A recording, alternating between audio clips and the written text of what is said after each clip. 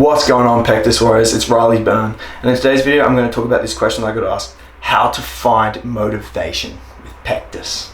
How do you get motivated when you have Pectus?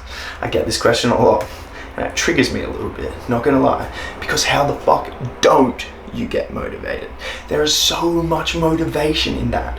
You already are at a disadvantage, you already are a bit different, and so you should have this fire in your belly to change, you know? Don't wallow in your own pity, don't be a victim of your own life. Take action, grab your balls and do something about it, guys. How do you not find motivation? That is the framework that I'm asking you right now. If you're not happy with your Pectus, if you're not happy with your body image, if it is getting you down, then do something about it.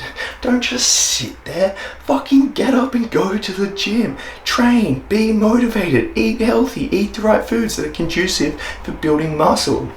It's like an extra fire. That's what I always say. Pectus is a blessing in disguise because it gives us this extra fire of motivation. It is motivation to change because we are different and we want to make ourselves more confident. I know this shit can get you down. So it's motivation, guys. Get to the gym. You have a defining purpose every day to build your muscles, build your pecs, build your back, help with your posture, build your abs, make your Pectus look less noticeable. Try and build a physique that you are proud of. It is motivating as fuck.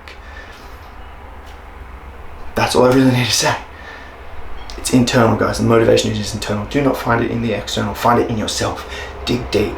Realize that this is important to you. This is important to you, and you want to make that change and make it. You are the master of your life. Guys, go out there, get it done.